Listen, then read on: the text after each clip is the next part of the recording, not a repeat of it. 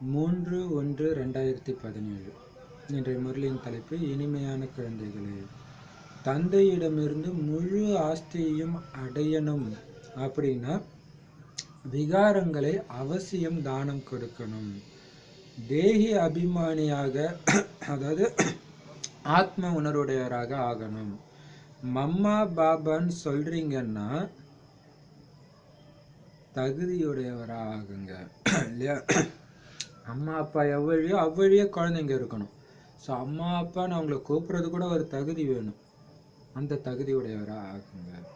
அது என்ன தகுதினா பாபாட்ட வந்து முழு ஆஸ்தி அடையிற தகுதி தான் இல்லையா? அவங்க தானே ராஜ சிம்மாசனத்தில் முதல் லக்ஷ்மி நாராயணா உட்காராங்க. அதே சிம்மாசனத்தில் நீங்கள் உட்காரணும். அவங்க குழந்தைன்னா நீங்கள் உட்காரணும் தானே? அப்பா அம்மா உட்கார்ந்த இடத்துல நீங்களும் உட்காரணும் தானே? அப்போ என்ன பண்ணணும்? அதுக்காக விகாரங்களை கண்டிப்பாக தானம் கொடுத்துடணும். விகாரத்தை விட மாட்டேன், ஆனால் எனக்கு சிவபாபாவை பிடிக்கும், மம்மா பாபாவை பிடிக்கும் அப்படின்னா தகுதியுடைய குழந்தை கிடையாது. பிடிக்கிறதுன்னு சொல்கிறதும் சும்மா. ஸோ ஆத்ம உணர்வுடையவர் ஆகிறதுல தான் எல்லாமே இருக்குது. ஆத்ம உணர்வுனாலே விகாரங்கள் எல்லாமே தானம் கொடுத்தாதான் ஆத்ம உணர்வே வரும். கேள்வி: ஆஸ்திகராக ஆகி இருக்கிற குழந்தைங்க கூட எந்த ஒரு விஷயத்தின் காரணமாக நாஸ்திகர்களாக ஆகிடுறாங்க? பதில்: தேக அபிமானத்தின் காரணமாக நாங்கள் எல்லாமே தெரிஞ்சிருக்கிறோம் அப்படின்னு சொல்றாங்க. பழைய நடத்தையை விடுறதே கிடையாது. அப்ப தேக அபிமானத்தின் காரணமாக என்ன பண்ணிடுறாங்க அப்படின்னா, நாங்க எல்லாம் தெரிஞ்சிருக்கிறோம், எங்களுக்கு எல்லாம் தெரியும் அப்படின்னு சொல்லிடுறாங்களாம். அதனால என்ன பண்றாங்க? பழைய நடத்தையை விடவே மாட்டாங்க. அதே அசுர குண நடத்தையே இருந்துட்டு இருக்குது. இப்ப ஞானத்தின் குண்டு மனசுல பாஞ்ச பிறகும் கூட மாயா கிட்ட குண்டடியை வாங்கிட்டே இருக்கிறாங்க இல்லையா? ஏன்னா ஞானம். அப்ப அதனால என்ன ஆயிடுது? நாஸ்திகராயிடுறாங்க. அதாவது அப்பாவை அறியாதவராக, அப்பாவுடைய ஞானத்தை புரியாதவர்களாக ஆகிடுறாங்க. ஸோ மெயின் விஷயம் என்ன அப்படின்னா, தேக உணர்வுல தான் நான் எல்லாம் தெரிஞ்சிருக்கிறேன்னே சொல்றாங்க. ஆனா இங்க மெயினே நான் தேகம் கிடையாது, ஆத்மான்றது தான். இப்போ ஆத்மா அதோடைய நடிப்பை நடிச்சிட்டு இருக்குது. ஸோ ஒவ்வொரு ஆத்மாவும் அதோடைய நடிப்பை நடிச்சிட்டு இருக்குது.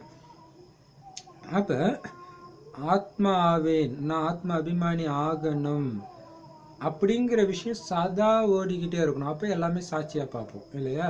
ஆனா இந்த விஷயத்தை எப்ப மறக்கிறீங்களோ அப்ப என்ன ஆகுது? இறைவனை தெரிந்த பிறகும் அவருடைய ஞானத்தை தெரிந்த பிறகும் கூட நாஸ்திகர் ஆகிடுறாங்க. எதுவும் அனைத்தும் தெரிந்தும் தெரியாதவர்களாக ஆகிடுறாங்க. ஈஸ்வரிய மடியிலிருந்து செத்துடுறாங்க அப்படின்னு சொல்றாரு. அதாவது தேக உணர்வுல வந்து பழைய நடத்தை வர்றதுனால ஈஸ்வரன் மடியிலிருந்து போயிடுறாங்க, அதை செத்தே போயிடுறாங்க, மடியை விட்டு இறங்கிடுறாங்க, செத்துடுறாங்க அப்படின்னு சொல்றாரு. ஸோ ஆத்ம அபிமானம் ஆகிறதுல தான் எல்லாமே இருக்குது. பாடல்: இன்று இல்லை எனில் நாளை. சாந்தி. அதுவும் கடிகாரமாகும், இது எல்லையில்லாத கடிகாரமாகும். அதுல கூட கால், அரை மற்றும் முழுவதும் காண்பிக்கப்பட்டுள்ளன. இதுல கூட அப்படிதான் 4 பாகங்கள் இருக்குது. 15 நிமிடங்கள் கிடைச்சிருக்குது. அதே போல இது பிறகு 1லிருந்து ஆரம்பம் செய்யறோம். இதுல அரை கல்பம் பகல், அரை கல்பம் இரவு. எப்படி வரைபடத்துல பாக்குறீங்க, வட துருவத்துல 6 மாதம் இரவு இருக்கும். எனவே அவசியம் தென் துருவத்துல 6 மாதம் பகல் இருக்கும். இங்க கூட பிரம்மாவுடைய பகல் அரை கல்பமும் இரவு அரை கல்பமும் ஆகும்.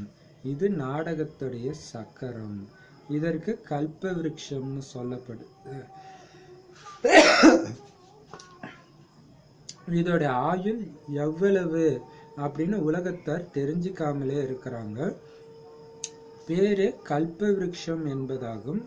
இவ்வளவு ஆயுள் உடைய பெரிய விருட்சம் எதுவுமே கிடையாது. அதனாலதான் இது ஆலமரத்தோடு ஒப்பிடப்படுது. அதோடைய அஸ்திவாரம் அழுகி போயிடுச்சு, ஆனால் விருட்சம் மட்டும் நிற்கிது. எனவே ஒரு கால் உடைஞ்சு போயிடுச்சு அப்படின்னு பாடப்படுது. பிற 3 கால்கள் மீது நின்றுள்ளது. அரை கல்பம் பகல் மற்றும் அரை கல்பம் இரவு, அல்லது அரை கல்பம் ஞானம் மற்றும் அரை கல்பம் பக்தி அப்படின்னு உலகத்தாருக்கு தெரியல. அவங்க பாதி பாதின்னு செய்ய முடியாது. சத்தியுகத்துக்கு நீண்ட காலம் கொடுத்துட்டு இருக்கிறாங்க. அதனால பாதி பாதின்னு ஆக முடியாது. எந்த கணக்குமே இருக்கிறது கிடையாது. மனிதர்கள் ஆஸ்திகர் மற்றும் நாஸ்திகர் என்ற வார்த்தைகளின் அர்த்தத்தை கூட தெரிஞ்சுக்காம இருக்கிறாங்க. அரைக்கல்பம் சிருஷ்டி ஆஸ்திகரா இருக்குது, அரைக்கல்பம் நாஸ்திகரா இருக்குது. அந்த ஆஸ்திக தன்மையின் ஆஸ்தி தந்தையிடமிருந்து கிடைக்கிறது.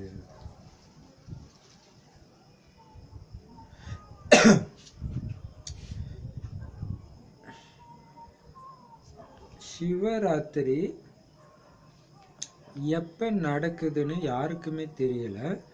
தந்தை இரவை பகலாக்குவதற்கான நேரம் வேணும் தானே. பாபா தான் பக்தியின் பலனை கொடுத்து பக்தியிலிருந்து விடுவிக்க வேண்டி இருக்குது. பரமபிதா பரமாத்மா கூட அவசியம் வர வேண்டி இருக்குது. பதித்த பாவனரே வாங்கன்னு கூப்பிடுறாங்க.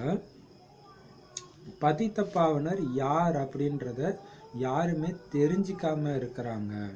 எனவே அவருக்கு நாஸ்திகர்னு சொல்லப்படுது. அறிந்திருப்பவர்கள் கூட வரிசைக்கிரமமாக முயற்சிக்கு ஏற்பதா இருக்கிறாங்க. இங்க இருக்கிறவங்க கூட மிகச்சரியாக தெரிஞ்சிக்காம இருக்கிற காரணத்தினால ஆச்சரியப்படுற வகையில ஞானம் கேட்டாங்க, பிறகும் சொன்னாங்க, பிறகு ஓடி விடுபவர்களாக ஆகிடுறாங்க. தூய்மையா இருக்கணுங்கிறது தான் பாபாவுடைய முதலாவதான கட்டளையே. நிறைய சென்டர்ல விகாரி மனிதர்கள் கூட அமிர்தத்தை பருகச் செல்கிறார்கள். தாரணை எதுவும் செய்ய முடியாம இருக்கிறாங்க. விகாரங்களை கூட விடுவதில்லை. யார் அமிர்தத்தை விட்டுட்டு விஷத்தை பருகுகிறார்களோ அவர்களுக்கு பஸ்மாசுரன் என்று கூறப்படுகிறது. காமச்சிதையில் ஏறி சாம்பலாகி விடுகிறார்கள். தேவதையாக ஆகிவிடுவதில்லை. முதலில் விகாரங்களின் தானம் கொடுக்க வேண்டும். தானம் கொடுத்தால்தான் பாபா மம்மா என்று கூறுவதற்கு தகுதியுடையவராக ஆக முடியும். கோபம் கூட குறைந்தது அல்ல. கோபத்தில்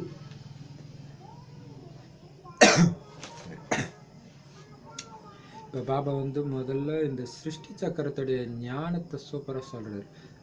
ஸ்தூல கடிகாரத்தை காட்டி இதே மாதிரிதான் இந்த எல்லையற்ற சிருஷ்டி சக்கரமும் ஒரு கடிகாரம். அதுல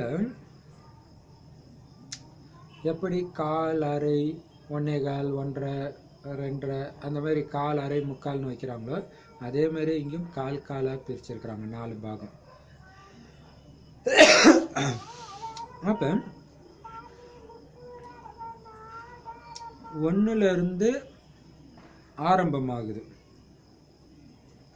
ஆரம்பமாகி அரை கல்பம் வர வரைக்கும் அது பகல், அரை கல்பம் வர வரைக்கும் இரவா இருக்குது. இதுக்கு இன்னொரு உதாரணமும் சொல்லி பிரிவிக்கிறாரு. வரைபடத்துல வட துருவம், தென் துருவம், polar, north pole, south pole இருக்கு இல்லையா, அங்க பாத்தீங்கன்னா அந்த துருவத்துல 6 மாசம் அப்படியே கண்டினியூஸா இருட்டா இருக்கும். அப்ப ஒரு துருவத்துல அப்படி இருக்குதுன்னா இன்னொரு துருவத்துல கண்டிப்பா 6 மாசம் அந்த டைம் பகலாதான் இருக்கும். இங்க அதே மாதிரி பாபா சொல்றாரு, இது ஒரு வரைபடம் மாதிரி இருக்குது இல்லையா. ஸோ இதுல இந்த பக்கம் 6 மாசம் பகலா இருக்குதுன்னா இந்த சைடு 6 மாசம் இரவு. சூப்பரா சொல்றாரு இல்லையா. அப்ப ஆனா இது டைம் வேற. அதுல ஒரே டைம்ல மேப்ல. பட் இங்க இந்த சக்கரத்துல பாத்தீங்கன்னா டைம் இந்த பக்கம் பாதி வரும்பொழுது பகல், இந்த பக்கம் பாதி வரும்பொழுது இரவு. அதுதான் பிரம்மாவுடைய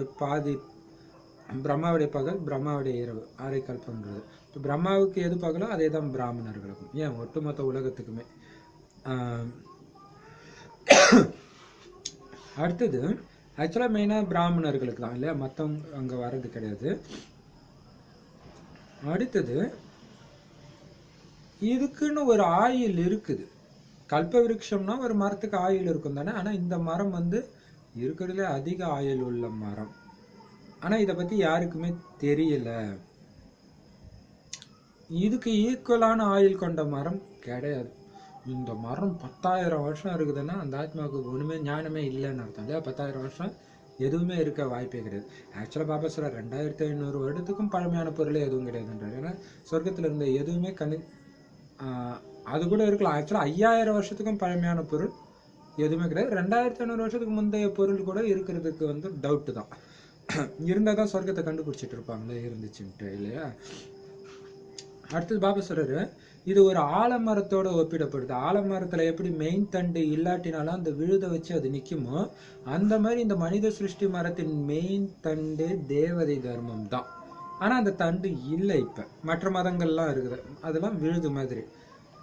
அதன் மூலமாக இப்ப தாங்கிட்டு இருக்க.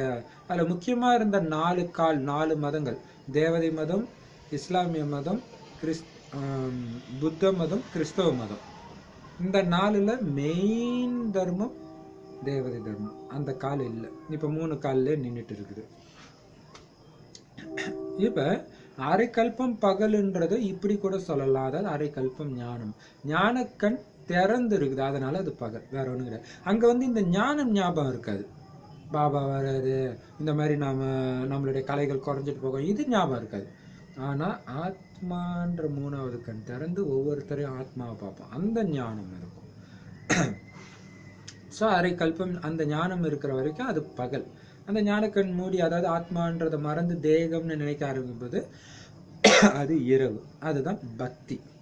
பக்தியில தான் தேடுறாங்க இல்ல. பக்தி வந்து குருடர்கள் தேடுற மாதிரி தான் யாரு, இறைவன் யாருன்னு தேடுறது ஆரம்பிச்சிடுறாங்க. ஆனா இத சன்னியாசிகள் சொல்ல முடியாது. ஆனா இருக்குது. கீதையிலே பாத்தீங்கன்னா சத்தியுகம் திரேதாயுகம் பிரம்மாவின் பகல்னும் ஸ்ரீமத் பகவத்கீதையில, மனிதர்கள் எழுதிய கீதையில. அடுத்தது துவாபரயுகம் கலியுகம் பிரம்மாவின் இரவுன்னு இருக்கு. ஆனா அது பாதி பாதின்னு அவங்களால சொல்ல முடியாது. ஏன்னா ஒன்னொன்னுத்துக்கும் வெவ்வேறு வருஷம் இருக்கும். 1 லட்சம் வருஷம் இருக்கும், 1 1000, 60,000, 70,000 அந்த மாதிரி வருஷம் இருக்கும். அப்ப எப்படி சமமா வராது இல்லையா? இங்கதான் எல்லாமே 1250 வருடங்கள் ஒவ்வொரு யுகமும். அப்ப அவங்களுக்கு எதுவுமே தெரியல.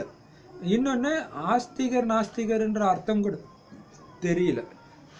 அப்ப அரை கல்பம் சிருஷ்டி ஆஸ்திகரா இருக்குதுன்றதுக்கான அர்த்தம் என்னன்னா ஆஸ்தியை அடைஞ்சு இருக்குது இல்ல, அப்பா கொடுத்த ஆஸ்தியை அடைஞ்சிட்டு இருக்குது. அரை கல்பம் அப்பா கொடுத்த ஆஸ்தியை பத்தியே தெரியாம இருக்குது, அதான் நாஸ்திகரா இருக்குது. அப்பாவை பத்தியும் தெரியாம இருக்குது. அந்த ஆஸ்திக தன்மை, ஆஸ்தியை அனுபவிக்கக்கூடிய அந்த தன்மையை, அந்த தன்மையின் ஆஸ்தியையே பாபா கிட்ட இருந்து தான் நமக்கு கிடைக்குது. எப்ப கிடைக்குது? சிவராத்திரி அப்ப. சிவராத்திரினா என்னது? இந்த சங்கம் யுகம் தான், எல்லைக்கு அப்பாற்பட்ட சிவராத்திரி. இப்ப சிவராத்திரி கொண்டாடுறாங்க, ஆனா அது எப்படி சிவனுடைய ஜென்மம் இரவுல ஆகுதுன்னு யாருக்குமே தெரியல. அப்ப இரவை பகல் ஆக்கியவர் அவர், அதுதான் சிவராத்திரி. இப்போ எல்லா மதத்திலுமே அதிகாலையில எழுந்திருக்கிறது இருக்கு, கிறிஸ்தவ மதம், இஸ்லாமிய. ஏன்னா அது எதோடைய நினைவு தான்? இந்த சங்கமயுகத்துடைய நினைவு. இரவை பகலாக்கும் இறைவன் வந்த நேரம். அப்ப பக்தியின் பலன், பக்தி தானே இரவு. பக்தியில வந்து அழுதும் அழுதும் அழுதும் அழுதும் அப்பா வாங்க வாங்கன்ட்டு வந்தேன். ஸோ வந்து நீ அழுதுட்டே இருந்தா விட முடியும். அதனால பக்தியில இருந்து விடுவிக்கிறேன், அதாவது துக்கத்துல இருந்து விடுவிக்கிறார். மற்றபடி இறைவன் கண்டிப்பா வந்துதான் ஆகணும். பதித்த பாவனர்ன்னு தான் அவரை கூப்பிடுறாங்களே. ஆனா யார் அந்த பதித்த பாவனர் தெரியாம கங்கையெல்லாம் பதித்த பாவனி அப்படின்ட்டு நினைச்சிட்டு இருக்கிறாங்க, அதை தூய்மையாக்கக்கூடியதுன்ட்டு. இப்ப பாபா சொல்றாரு, அப்ப யார் பதித்த பாவனர்னு தெரியலன்னா அவங்க நாஸ்திகர் தானே அப்படின்னு சொல்றாரு. சரி, அப்படி தெரிஞ்சிருக்கிற பாபா குழந்தைங்களுமே கூட கிளியரா தெரிஞ்சிட்டாங்கன்னா இல்ல, வசீக்கிரமா முயற்சிக்கு ஏற்பதான் பாபாவை தெரிஞ்சிருக்கிறாங்க, பாபாவை புரிஞ்சிருக்கிறாங்க, பாபாவை கரெக்டா நினைவு செய்யறாங்க. அப்பதான் பாவம் நினைவு அழியும்ன்றது. அதனால்தான் பாபா சொல்றாரு, இறைவனை பற்றி, அவர் கொடுக்கும் ஞானத்தை பற்றி, அந்த லட்சியத்தை பற்றி சரியா தெரியாம பாபா குழந்தைங்க நிறைய பேர் இங்க இருக்கிறதுனால நல்லா அப்படியே குஷி குஷி, அப்பா சூப்பரா இருந்துச்சு, ஐயோ பயங்கரமா இருந்துச்சு அப்படின்லாம் கேட்பாங்க ஞானத்தை. மற்றவங்களுக்கும் சொல்லுவாங்க, ஐயோ பகவானே பேசுறாரு, இதாங்க சத்தியம்னு சொல்லுவாங்க. அப்புறம் விட்டுட்டு ஓடி போயிடுவாங்க. ஏன் அப்படின்னா, பதித பாவனர் யாருன்னு தெரிஞ்சுக்கிட்டீங்க, அவர் வந்து தூய்மையாக்குறது தான் அது சரியாக தூய்மை தான் இங்க முக்கியமே இல்ல. 2 வாரம் முன்னாடி பாபா சொல்லியிருப்பாரு, தூய்மை தான் சங்கமேகத்தின் சொத்து, தூய்மையின் ஆதாரத்துலதான் உங்களுக்கு எதிர்கால பதவி எல்லாம், உங்களுடைய சுவாசமே தூய்மை தான்றது. சுவாசம் இல்லைன்னா எப்படி ஸ்தூல உடல் செத்துடுமோ, அது மாதிரி தூய்மை இல்லைன்னா பிராமண வாழ்க்கையில செத்துட்டீங்கன்னு அர்த்தம். ஸோ அப்ப இந்த ஞானம் சரியா பரியாததுனால விகாரத்துல விழுந்து பாபா மடியில இருந்து இறந்துடுறாங்க. அதான் பாபா சொல்ற, தூய்மையா இருக்க வேணும்ன்றது தான் முதல் கட்டளையே. அதை புரிஞ்சுக்காம நிறைய சென்டர்ல தூய்மையா இருக்க முடியாத விகாரி மனிதர்கள்லாம் ஞான அமிர்தத்தை பருக வராங்க, ஞானத்தை கேட்க வராங்க. இருந்தாலும் அவங்களால தாரணை செய்ய முடியல. ஏன்னா இறைவன் 5000 வருஷத்துக்கு ஒரு தடவை மட்டும்தான் தூய்மையாக்கக்கூடிய அதிசயம் நடக்குது. அவர் வந்த உடனே அவருடைய துணையினால நம்ம தூய்மை ஆகணும், நினைவுனாலேயும் ஞானத்தின் மூலமாகவும். ஆனா விகாரங்களை கூட அவங்க விட மாட்டுறாங்க. அப்ப பாபா சொல்றாரு, யாரெல்லாம் அமிர்தத்தை இந்த ஞானத்தை விட்டுட்டு தூய்மையை விட்டுட்டு விஷத்தை பருகுறாங்களோ, அதாவது விகாரத்துல விழுறாங்களோ, காமத்துல விழுறாங்களோ, அவங்களுக்கு பஸ்மாசுரன் சொல்லப்படுது. பஸ்மாசுரன் கதை இருக்குது இல்லையா, சிவன் கிட்ட ஏதோ வரம் கேட்பான், நீ நான் யார் தலையில கை வச்சாலும் செத்துடணும் அப்படின்ட்டு. அதுக்கப்புறம் எங்கேயோ போகும்போது, அது எனக்கு சரியா ஞாபகம் இல்லை, ஆனா அது 2 விதமா இருக்கு. ஒரு தடவை அப்ப வந்து சிவன் தலையில கை வைக்க வராரு.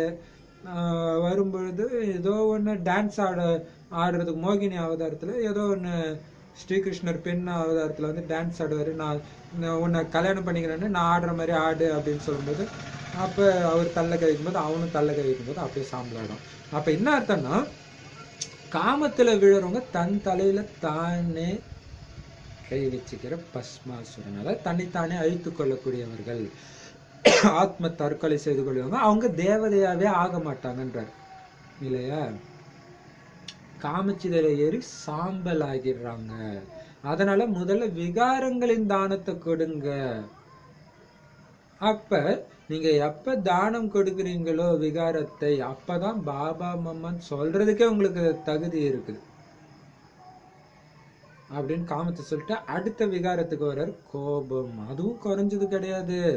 கோபத்துல வந்து முதல்ல வசை மொழிகள் சொல்றாங்க, பிறகு அடிக்க கூட ஆரம்பிச்சிடுறாங்க, ஒருத்தரை ஒருத்தர் கொலை கூட செஞ்சிடுறாங்க. பத்திரிகைகள்ல இந்த மாதிரி சமாச்சாரம் நிறைய வெளியாகுது. பாபா கிட்ட இருந்து ஆஸ்தியை அடையணும்னா எந்த விகாரங்கள்னால துர்கதி ஆகி இருக்குதோ அத அவசியம் நீங்க தானம் கொடுக்க வேண்டி இருக்கும்.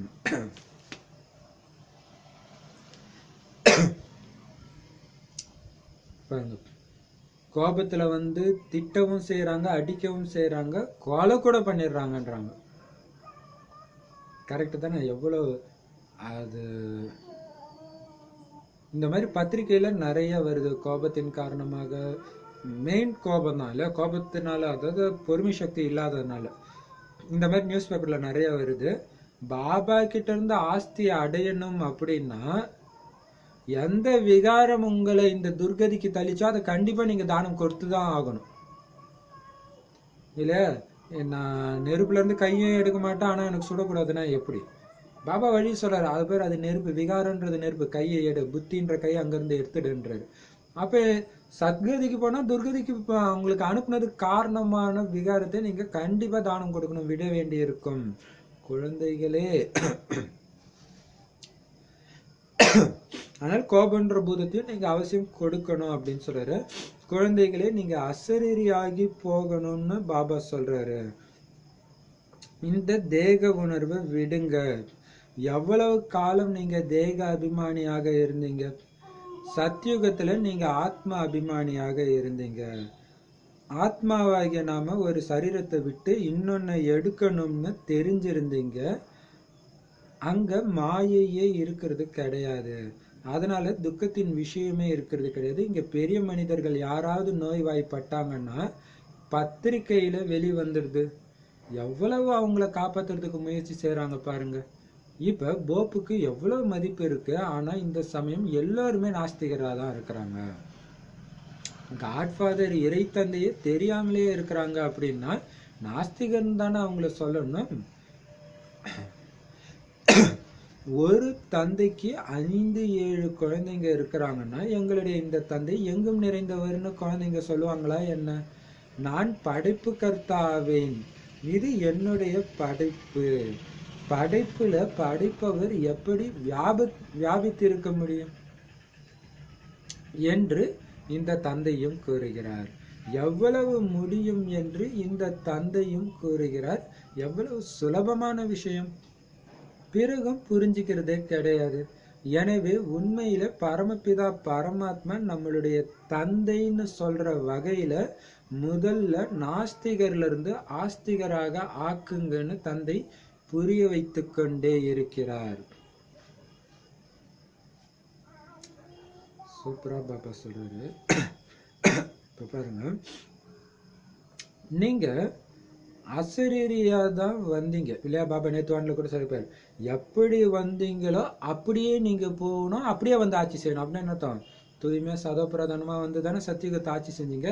இப்ப மீண்டும் பரந்தாமத்துக்கு அதே நிலையில போகணும், அதே சதோபிரதான நிலையில. ஸோ இன்னொரு அர்த்தம், தேக உணர்வு முற்றிலும் விடுபட்ட அந்த அசரீர நிலையில நீங்க போகணும். அதுக்கு தடையா இருக்கிறது எது? இந்த தேக உணர்வு. அதை விட்டுடுங்க. ஏன்னா 2500 வருஷம் அரை கல்பமாக நீங்க தேக அபிமானியாவே இருந்துட்டீங்க. ஸோ அது கண்டிப்பா முயற்சி செய்யணும். ஆனாலும் சத்தியுகத்துல நீங்க ஆத்ம அபிமானியா தான் இருந்தீங்க. ஸோ 2500 வருஷம் இருந்ததுனால கஷ்டமா இருந்தாலும் இது உண்மையான உங்களுடைய குணமே ஆத்மாபிமான நிலை தான். அப்படிதான் இருந்தீங்க. நடுவுல தான் மாயா வந்து தேக உணர்வை கொடுத்துட்டான். இப்ப பாபா சொல்றாரு, சத்தியுகத்துல இருக்கும் பொழுது உங்களுக்கு தெரியும் ஆத்மாபிமானியா இருந்தீங்க அப்படின்னா என்ன அர்த்தம்னா, நான் ஆத்மா, ஒரு சரீரத்தை விட்டுட்டு இன்னொன்னு போய் எடுப்பேன்னு உங்களுக்கு தெரியும். அதனால அழிஞ்சிடுவேன்னு நினைத்தாதான் அழறதுக்கு இல்லையா?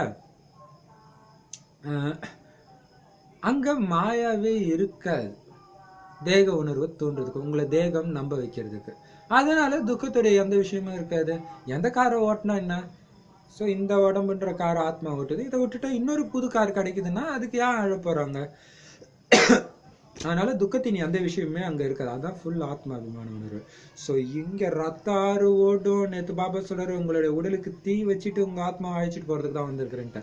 ஸோ அதுக்கு முன்னாடி ஆத்மா உணர்வுல இருந்தீங்கன்னா நீங்க துடிக்க மாட்டீங்க, இல்லைன்னா துடிப்பீங்க. இங்க பெரிய மனிதர்கள்லாம் நோய்வாய்ப்பட்டுட்டாங்கன்னா நியூஸ்ல வருது இல்லையா, அவங்கள காப்பாத்துறதுக்காக இத்தனை கோடி இந்த டாக்டர் வந்தாங்க, அப்படியே வந்தாங்க அப்படின்ட்டு. அவர்தான் பாபா சொல்றாரு, ஆத்மா போய் இன்னொரு ஆத்மாவை தானே எடுக்க போகுது, அதுக்கு எதுக்கு காப்பாற்ற ட்ரை பண்றீங்க இல்லையா? ஏன்னா அந்த உடம்புல மறுபடியும் அதே ஆத்மா இருக்கிறதுனால இன்னும் கஷ்டத்தை தான் அனுபவிக்க போகுது. அதனால ஆத்மாபிமான நிலை இல்லாதனாலதான் இந்த வேலை. அடுத்தது பாருங்க, போப்புக்கு ரொம்ப மரியாதை கொடுக்குறாங்க உலகம் ஃபுல்லா. ஆனாலும் எல்லாருமே நாஸ்திகராக தான் இருக்காங்க. போப்பு சொல்றதை கேட்கறதுனால எல்லாம் அப்படியே ஆஸ்திகர் கிடையாது. ஏன்னா போப்புக்கே இறைவனை பத்தி தெரியாது, அதனால யாருக்குமே தெரியாது. அப்ப தெரியாதவங்க எல்லாருமே போப்பு உட்பட நாஸ்திகர் தானே. இன்னொரு சூப்பர் பாயிண்ட் சொல்றப்பாங்க, ஒரு அப்பாவுக்கு 5-6 குழந்தை இருந்துச்சுன்னா அந்த குழந்தைங்க வந்து எங்க அப்பா எங்கும் நிறைந்தவர், எங்கடா உங்க அப்பா? எங்க அப்பா எங்களுக்குள்ள இருக்கிறாரு நான் சொல்லுவாரு. ஏசு அப்படித்தானே சொல்லுவாரு, எங்க பரமபிதானா அவரு என்னை கண்டவன் அவரை கண்டார், அவரை கண்டவர் என்னை கண்டவன். இவங்களுக்கு ஒரே கன்ஃபியூஷன் ஆயிடுச்சு, நிறைய பேர் இவர் தான் கடவுள்ட்டாங்க இல்லையா? அதே மாதிரி எங்கும் நிறைந்தவர்னு சொல்லுவாரா குழந்தைங்க? அல்லது எனக்குள்ள இருக்கிறாருன்னு நான் சொல்லுவாங்க? வேணா எங்க மனசுல இருக்கிறாருன்னு இறந்ததுக்கு அப்புறம் வேணா சொல்லுவாங்க. அப்ப பாபா சொல்றாரு, இது எவ்வளவு புரிஞ்சிக்க வேண்டிய விஷயம். படைப்பவர் படைப்பார், படைப்பிலேயே வியாபித்து இருப்பார். அது எப்படி முடியும்? காரை உருவாக்குறவன் எங்கடான்னு கேட்டா அவர் காராவே மாறிட்டான்னு சொல்ல முடியுமா? அந்த மாதிரி இல்ல இருக்குது இந்த எவ்வளவு இப்படி எல்லாம் யோசிச்சதே இல்லை இல்லையா? சூப்பர் பாயிண்ட் இது. காரை கண்டுபிடிச்சவங்கன்னா அவன் எங்கனாச்சும் இருப்பான் இல்லையா? அந்த மாதிரி இதை படைத்தவர் எப்படி இந்த படைப்பிலே வியாபித்து இருக்க முடியும்? இந்த விஷயம் கூட புரிஞ்சுக்காம இருக்கிறாங்க. உண்மையில நம்மளுடைய இந்த பரமாத்மா படைப்பவர் வந்து நம்மளுடைய தந்தை அப்படின்னு புரிஞ்சுக்கிற வகையில அவங்க நாஸ்திகர்ல இருந்து ஆஸ்திகர் ஆக்குங்க. அவர் நம்மளுடைய அப்பான்னு புரிஞ்சுக்கிற மாதிரி சொல்லுங்க. அப்பான்னு புரிஞ்சுக்கிட்டாதான் அவர்கிட்ட இருந்து ஆஸ்தி அடையணும் அப்படின்னு அவங்களுக்கு தோணும்.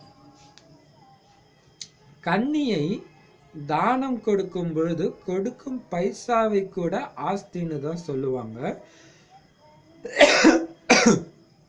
சுகத்தின் ஆஸ்தி யார் கொடுக்கறாங்க, துக்கத்தின் ஆஸ்தியை யார் கொடுக்கறாங்கன்னு தெரியாமலே இருக்கிறாங்க. பாரதவாசிகள் சொர்க்கத்தையே மறந்துட்டாங்க. சொர்க்கத்தின் பேர் கூட எடுக்கிறாங்க. இன்னார் சொர்க்கத்துக்கு போயிட்டாருன்னு சொல்றாங்க, ஆனா புரிஞ்சுக்கிறதே கிடையாது. முற்றிலுமே துச்ச புத்தி உடையவர்களாக இருக்கிறாங்கன்னு தந்தை சொல்றாரு. பதித்த பாவனரே வாங்கன்னு பாடுறாங்க, ஆனா தங்களை பதிதர்கள்னு புரிஞ்சிருக்கிறாங்களா என்ன? முதல்ல அதாவது தந்தையை பற்றி புரிய வைங்கன்னு தந்தை சொல்றாரு. பரமபிதா பரமாத்மாவுடன் உங்களுக்கு என்ன சம்பந்தம்? எங்களுக்கு தெரியலன்னு சொல்றாங்க அப்படின்னா தந்தையை அறியாம இருக்கிறீங்களான்னு கேளுங்க. லௌகீக தந்தை சரீரத்தின் படைப்பு கர்த்தா. பரமபிதா பரமாத்மா ஆத்மாக்களின் தந்தை. எனவே நீங்கள் தந்தையை அறியாமல் இருக்கிறீர்களா? எவ்வளவு சுலபமான விஷயம் இது. ஆனா குழந்தைங்களுடைய புத்தியில பதிவதில்லை. இல்லை என்றால் சேவை செய்ய முற்பட வேண்டும். பரமபிதா பரமாத்மாவுடன் என்ன சம்பந்தம் இருக்கிறது? பிரஜாபிதா பிரம்மாவுடன் என்ன சம்பந்தம் இருக்கிறது? அவர் பரமபிதா, இவர் பிரஜாபிதா. பிரஜாபிதான்னா அவசியம் இங்கதானே இருப்பாரு. பிரஜாபிதா பிரம்மா என்ற பேரை கேள்விப்பட்டிருக்கிறீங்களா? நிராகார பரமாத்மா சிருஷ்டியை எப்படி படைத்தார்? எனவே பிரஜாபிதா சாக்காரமானவர் ஆவார். எனவே அவருடைய குழந்தைங்க பிகே கூட அவசியம் இருப்பாங்க. குழந்தைங்க தான் ஆஸ்திக்கு தகுதியுடையவர்களாக ஆவாங்க. ஆனா நல்ல நல்ல குழந்தைங்க கூட யுக்தியோட இதை புரிய வைக்கிறது கிடையாது. புது புது விஷயங்களை பாபா புரிய வைக்கிறாரு. பிறகும் குழந்தைங்க தங்களுடைய பழைய நடத்தையிலேயே நடந்து கொண்டிருக்கிறார்கள். புதியதை தாரணை செய்வதில்லை.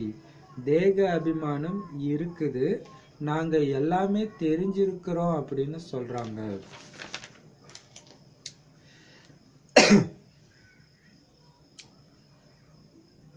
பாபா சொல்றாரு, முதல்ல இந்த பரமாத்மான்றது நம்ம அப்பான்னு புரிஞ்சுக்கிற மாதிரி அவங்க ஆக்கிடுங்க. அப்படி புரிஞ்சுக்கிட்டாலே அவங்க நாஸ்திகர்ல இருந்து ஆஸ்திகர் ஆயிடுறாங்கன்றது இல்லையா? அப்ப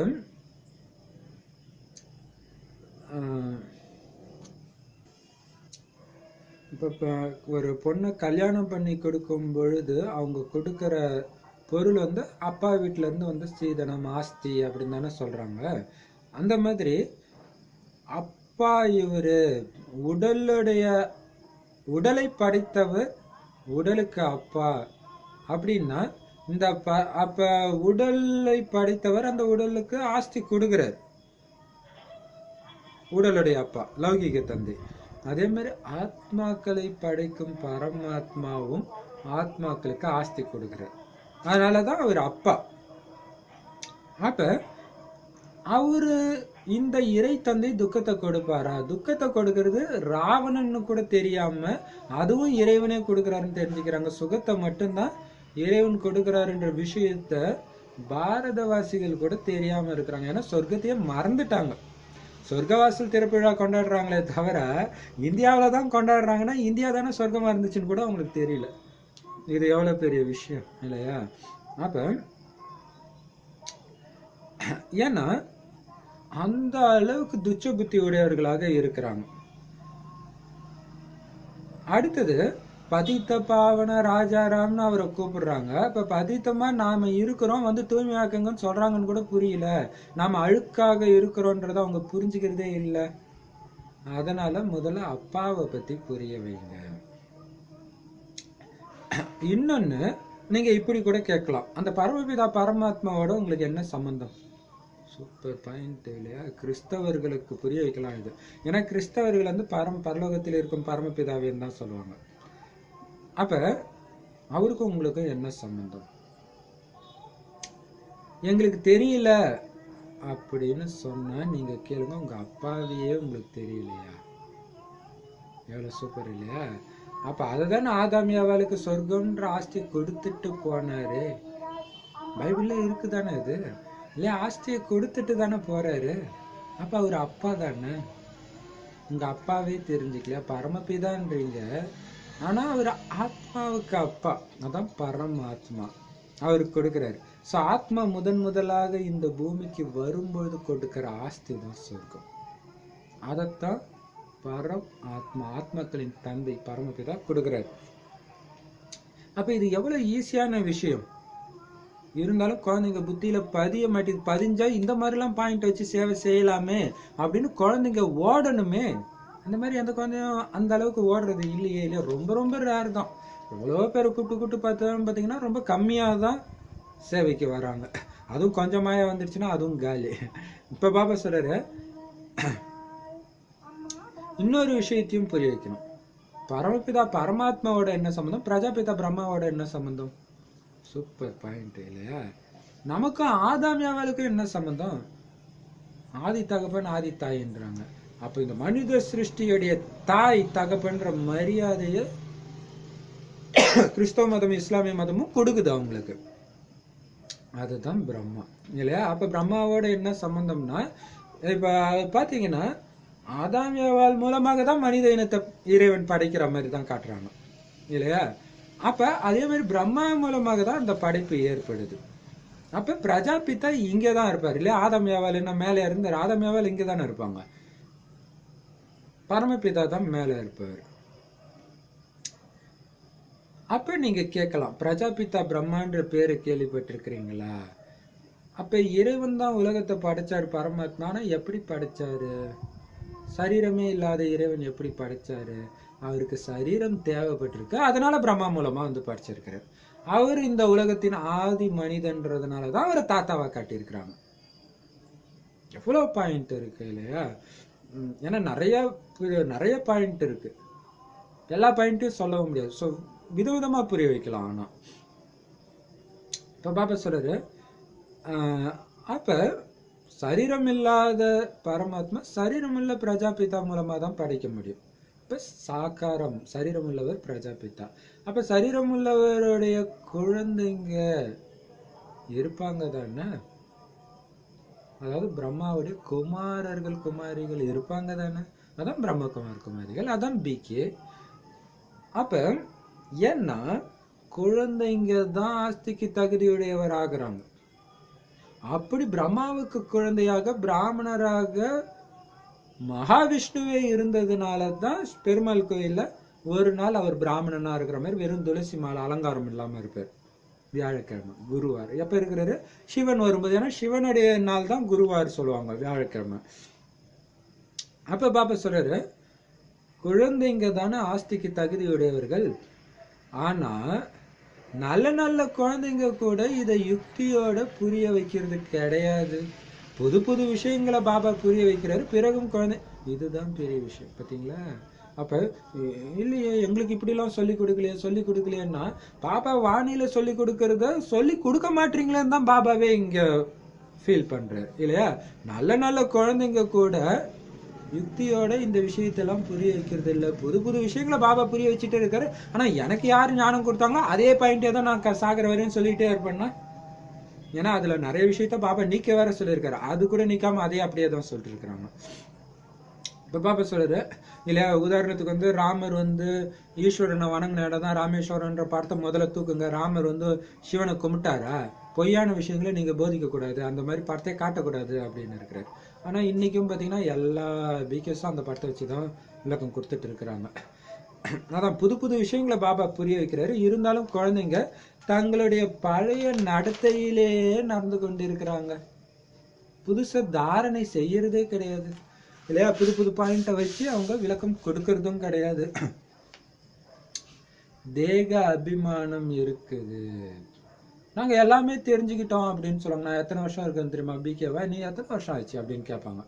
இப்படி ஈஸியா சொல்லாமே அப்படின்னு கேட்டா அதுதான். அப்ப எனக்கு எல்லாம் தெரியுன்ற அகங்காரத்துல இருக்கிறாங்க. ஆனா முதல் விஷயமே தெரியாத காரணத்தினாலதான் கையை விட்டுடுறாங்க. என்ன அந்த முதல் விஷயம்? ஆத்ம உணர்வு இல்லையா? தேக உணர்வுனால்தான் கையை விட்டு போயிடுறாங்க. முதல் பாடமே ஆத்மான்றது தானே, அதுவே அவங்க தெரியல, அதனாலதான் விட்டு போயிடுறாங்கன்ற சூப்பர் பாயிண்ட் சொல்றாரு. அப்ப ஆஸ்திகர்ல இருந்து நாஸ்திகர் ஆயிடுறாங்க. ஈஸ்வர மடியில வந்தும் பிறகு இறந்துடுறாங்க. பாபா மம்மான்னு சொல்லிட்டு இருந்தாலும் கூட பிறகு பாருங்க எப்படி இறந்து போயிடுறாங்க. மாயையின் அல்லது தேக அபிமானத்துல குண்டடி பட்டதோ இல்லையோ இறந்து விட்டார் இல்லையா? ஒரே வார்த்தை தான், அவ்வளவுதான், முடிஞ்சு போச்சு. அந்த மாதிரி பாபா விட்டு போயிடுறாங்க. ஏதோ ஒரு சின்ன விஷயம் வந்துட்டு பாபா விட்டு போயிடுறாங்க. இது ஞானத்துடைய குண்டு, அது மாயாவுடைய குண்டு. நாம ஞானத்துடைய குண்டை போடணும், மாயாவுடைய குண்டு போட்டு விழுந்துடக்கூடாது. மாயை எப்படிப்பட்ட குண்டு போடுதுன்னா சென்டருக்கு வர்றதே விட்டுடுறாங்க, ஞானம் கேட்கறதே விட்டுடுறாங்க. பாண்டவர்களாகிய உங்களுடைய யுத்தமே மாயாவோட தான். என்ன ஞான கடல்னு சொல்றாங்கன்னு தந்தை புரிய வைக்கிறாரு. ஞான கடல்ல இருந்து ஞான கங்கைகள் வெளிப்பட்டுள்ளனவா, இல்லை வெறும் தண்ணி தான் வெளிப்படுதா? அங்க கங்கையின் படத்தை கூட தேவியா காமிக்கிறாங்க. ஆனாலும் கூட இவர் யாருன்னு புத்தியிலே வர்றது கிடையாது. தேவதையோ எவர் ஒருவருக்கும் அமிர்தத்தை பருகுமாறு செய்ய முடியாது. வேள்வி எப்பொழுதும் பிராமணர்கள் மூலமாக தான் இயற்றப்படுகிறது. வேள்வியில் பிறகு யுத்தத்தின் விஷயம் எங்கிருந்து வந்தது? இந்த விஷயங்களை எல்லாம் அறிவுள்ள குழந்தைங்க தான் புரிஞ்சுக்கிறாங்க. முட்டாள்கள் மறந்துடுறாங்க. பள்ளிக்கூடத்துல கூட வரிசைக்கிரமமான அதிர்ஷ்டசாலிகளாக இருப்பாங்க. 12 மாதங்கள் வேண்டுமானாலும் பள்ளிக்கூடத்தில் அமர்ந்திருக்கலாம். ஆனால் படிப்பின் மீது கவனம் வைக்கலன்னா படிக்க முடியாம இருப்பாங்க. தந்தை ஆத்மாக்களுக்கு கற்பிக்கிறார், அவங்க மனிதர்களுக்கு கற்பிக்கிறாங்க. ஹே ஆத்மா, கேட்கிறாயா என்று தந்தை கூறுவார். வேறு யாருமே ஆத்மாவிடம் உரையாட முடியாது. அதிர்ஷ்ட நட்சத்திரங்களே புரிந்து கொள்கிறீர்களா என்று தந்தை கூறுவார். உங்களுக்கு கற்பிக்கிறேன். ஆத்மாதான் செய்கிறது மற்றும் செய்ய வைக்கிறது. செய்பவர் மற்றும் செய்விப்பவராக ஆத்மாவும் இருக்கிறது, பின் பரமாத்மாவும் இருக்கிறார். எப்படி ஆத்மா மூலமாக செய்விக்கிறாரோ அதே போல பரமாத்மா தந்தை ஆத்மாக்களாகிய உங்களின் மூலமாக செய்விக்கிறார். நான் ஆத்மாக்களாகிய உங்கள் மூலமாக நல்ல காரியம் செய்விக்கிறேன் என்று தந்தை கூறுகிறார். அனைவருக்கும் தந்தையுடைய அறிமுகத்தை கொடுக்கணும். முதலில் இந்த கேள்வி பதிலை எடுத்துக்கொள்ளுங்கள். அவர் பரலோகிக சரி, இப்ப பாபா சொல்றாரு, மாயாவுடைய குண்டு போட்ட உடனே பாபாவை விட்டு போயிடுறாங்க. பாண்டவர்களாகிய உங்களுடைய யுத்தமே மாயா கூட தான். அப்ப என்னை தான் ஞானக்கடல்னு சொல்றாங்க. கடல்ல இருந்து ஞான கங்கைகள் தானே வெளிப்படும், தண்ணி கங்கையா வெளிப்படும்? சூப்பரா கேட்டார் இல்லையா? இறைவன் தான் ஞானக்கடல். இப்ப ஞானக்கடல்ல இருந்து தண்ணி கங்கையா வெளிப்படும். ஆனா அங்க என்ன காட்டியிருக்கிறாங்க? கங்கை வர மாதிரி சங்கர் தலையில இருந்து வர மாதிரி காட்டியிருக்கிறாங்க. ஆனா அதுவுமே கூட ஒரு பொண்ணு வாய் வழியாக வர மாதிரி தான் காட்டிருப்பாங்க. தலை மேல கங்கா தேவி அப்படின்ட்டு ஒரு பொண்ணை வச்சு காட்டியிருப்பாங்க. அப்பயும் இவங்க புரிஞ்சுக்கிறது கிடையாது. அது ஞான கங்கை அப்படின்றது பாபாவுடைய குழந்தையை குறிக்குது, இறைவனுடைய குழந்தையை குறிக்குதுன்னு அவங்களுக்கு தெரியல. அடுத்தது தேவி தேவதையா அவங்க அப்படின்னா, அந்த ஞானகங்கை தேவதையா அப்படின்னா கிடையாது. ஏன்னா தேவதை ஞான அமிர்தத்தை பருக வைக்க முடியாது இல்லையா? தேவதைகள் சத்தியுகத்துல இருப்பாங்க. சத்தியுகத்துல இந்த ஞானத்தை கொடுக்குறாங்க, சங்கமயுகத்துல பிராமணர்கள் தான் கொடுக்குறாங்க. ஸோ அது தேவியும் கிடையாது, பிராமணர்கள் தான். எப்பவுமே ஒரு வேள்வி யாகம் வந்து பிராமணர்கள் மூலமாக தான் நடத்தப்படும், இயற்றப்படும். அப்ப யாகம் நடத்தும் போது யுத்தம் எங்கிருந்து வந்தது? இந்த விஷயங்கள்லாம் அறிவுள்ள குழந்தைங்க மட்டும்தான் புரிஞ்சுக்குவாங்க, முட்டாள்கள் மறந்துடுறாங்கன்ற. இல்ல, இது ஒரு யாகம் பிராமணர்கள் மூலமாக நடக்குது. இப்ப மகாபாரதத்துல அந்த பிராமணர்கள் பாண்டவர்கள் இருக்கிறாங்க இல்லையா, ஸோ பாண்டவர்கள் உண்மையிலே பிராமணர்கள், அவங்க மூலமாக யாகம் தான் வளர்க்கப்படுது, அதாவது இந்த யஜ்யம். மற்றபடி அவங்க என்ன சண்டையா போட முடியும்? அவங்க என்ன பண்றாங்க, சண்டை போடுற மாதிரி காட்டியிருக்கிறாங்க. அதான் சொல்றேன், இந்த விஷயங்களை அறிவுள்ள குழந்தைங்க தான் புரிஞ்சுக்க முடியும், முட்டாள்கள் இதை மறந்துட்டு மீண்டும் அதோடைய மகிமையை பாடுவாங்க. பக்தி மார்க்கத்தின் மகாபாரதம் அந்த மாதிரி மகிமை பாடுவாங்க. ஸ்கூல்ல கூட வருஷம் ஃபுல்லா ஒருத்தன் உட்காந்துட்டு இருந்தோம், சரியா கவனிக்கல அப்படின்னா கடைசியில படிச்சாலும் ஒன்றும் புரியாம படிக்க முடியாம தானே இருப்பாங்க. அதே மாதிரிதான் இங்கேயும் குழந்தைங்க வரிசைக்கிரமமா இருக்கிறாங்க. ஆனா இங்க இறைவனே தான் படிப்பிக்கிறார், கற்பிக்கிறார். இருந்தாலும் மனிதர்கள் அப்படி இருக்கிறாங்க. அங்க வந்து மனிதர்கள் மனிதர்களுக்கு கத்துக் கொடுக்குறாங்க, இங்க இறைவனே கத்துக் கொடுக்குறாரு. இறைவன் தான் நேரடியா ஆத்மா கிட்ட பேசுற. ஆத்மா கேக்குறியா? அதிர்ஷ்ட நட்சத்திரங்களே புரிஞ்சுக்கிறீங்களா? ஆத்மாக்களே உங்களுக்கு தான் நான் இதை சொல்றேன் அப்படின்ட்டு ஆத்மாக்கள் கிட்ட பாபா மட்டும்தான் பேசுறாரு. மனிதர்கள் யாரும் ஆத்மா கிட்ட பேசுறது கிடையாது. ஏன்னா ஆத்மா தான் செய்யவும் செய்யுது. ஆத்மா தான் தன்னுடைய உடல் மூலமாகவோ அல்லது மற்ற ஆத்மாக்களுக்கு கட்டளையிட்டோ செய்ய வைக்குது. ஸோ செய்பவரும் செய்பவராகவும் ஆத்மாவும் இருக்குது, பரமாத்மாவும் இருக்கிறார். ஏன்னா பரமாத்மா ஆத்மாக்களாகிய நம்ம மூலமாக இந்த உலக மாற்ற காரியத்தை செய்ய வைக்கிறார். என்னது? எல்லோருக்கும் தந்தையுடைய அறிமுகத்தை கொடுக்கிறது. முதல்ல இந்த கேள்வியை கேளுங்க. அவர் பரலௌகிக பரமபிதா பரமாத்மா, அவரு லௌகிக தந்தை. ஆத்மா மற்றும் சரீரம் தனிதான. சரீரத்தின் தந்தை லௌகிக தந்தை, ஆத்மாக்களின் தந்தை பரமபிதா பரமாத்மா. அவர் பெரிய தந்தை. அனைத்து பக்தர்களும் அவரைத்தான் நினைவு செய்றாங்க. எல்லாருக்குமே பதித்த பாவனர் அவர் ஒருவர் தான். தற்காலத்துல நிறைய குருக்கள் இருக்கிறாங்க, தங்களுக்கு தாங்களே ஜகத்குருன்னு கூட பேர் வச்சுக்கிறாங்க. ஜெகதம்பாக்கள் கூட நிறைய பேர் வெளிப்பட்டு இருக்கிறாங்க. இது எல்லாமே பொய்யே. இல்ல, தங்களுக்கு தாங்களே ஜகத்குரு ஜெகதம்பா அப்படின்லாம் பேர் வச்சுக்கிறாங்க.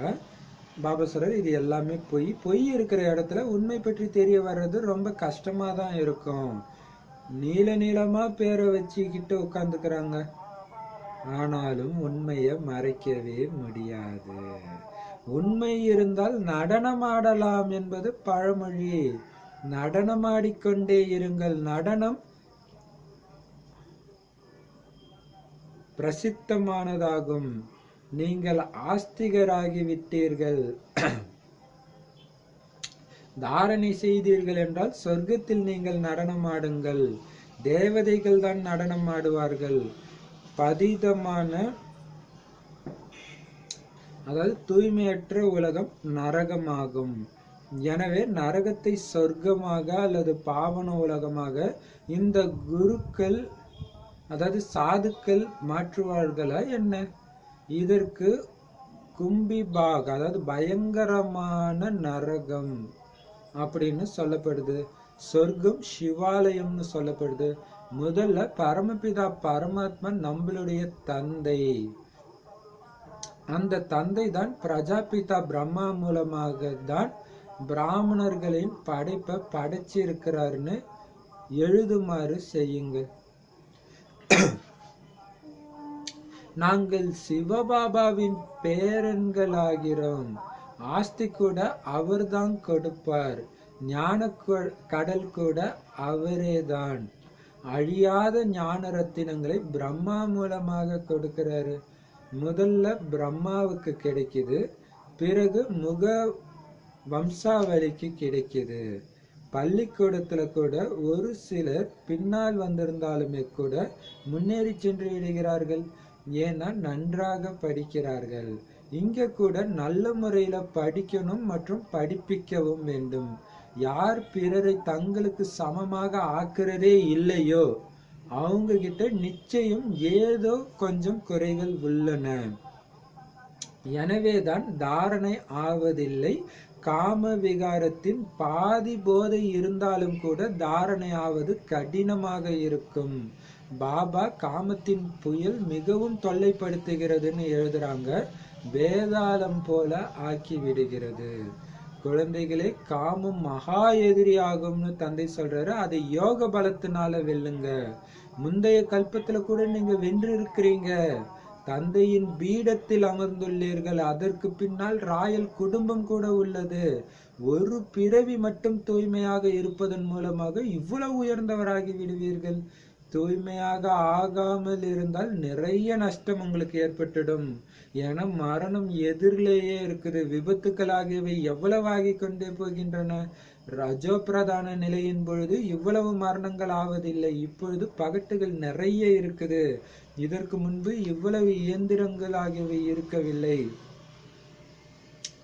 இதற்கு முன்பு யுத்தங்கள், கப்பல்கள், ஆகாய விமானங்கள் மூலமாக நிகழ்ந்து கொண்டிருந்ததா என்ன? இது எல்லாமே இப்பதான் வெளிப்பட்டிருக்கு. இங்கு இருக்கவில்லை. முதலில் சத்யுகத்தில் இருந்தீர்கள்.